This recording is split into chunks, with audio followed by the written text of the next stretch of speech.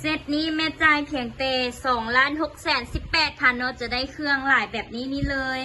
และโปรโมชั่นเดือน12นี้เซต2ล้านขึ้นไปเราจะแถมสำลีน้อยพัดหูตัวนี้กับนี่จะมี200การเด้อเนาะแล้วก็จะได้สิ้นเนาะแถมเซตถุงตีนถุงมือแล้วก็จะแถมถุงสต๊อกน้ำนมให้อีกแพ็คหนึ่ง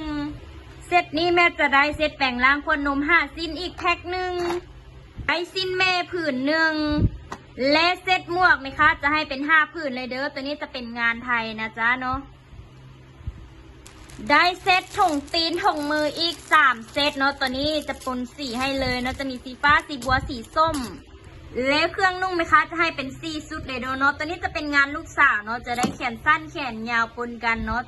จะปนสีให้แบบนี้เลยเนาะตัวนี้คือจะไล่เป็นราคาพิเศษให้นะจ๊ะแล้วก็จะได้เป็นชุดกระโปรงเนาะได้ผ้าตุ้มมามีอีกผืนหนึ่ง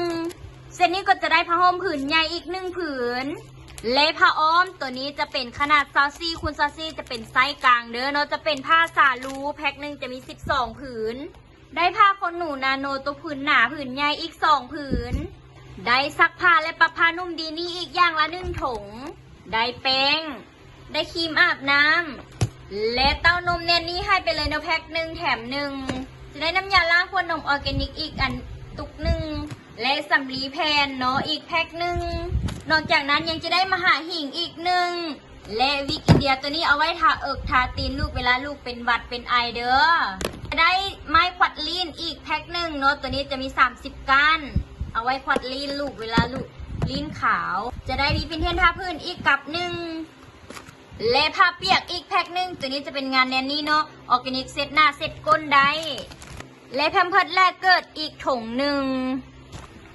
และยังจะได้กล้องแนนนี่เนาะตัวนี้เอาไว้ใส่เครื่องไปห้องคลอดเลยตัวนี้จะเป็นไซส์ XL เนาะทุกคนตัวนี้คือใหญ่แห่งเนาะบรรจุเครื่องได้หลายนะเครื่องแม่เครื่องลูกใส่นี่ได้เลยได้อ่างอาบน้ำแนนนี่อีกอันหนึ่งและเซตนี้ก็จะได้เบาะนอนตัวใหญ่อีกชุดหนึ่งเด้อเนาะตัวนี้จะมีหมอนข้างหมอนหมุนและมุ้งสามารถหูดใส่เข้าเป็นทางไข่ได้แล้วก็สามารถซักออกได้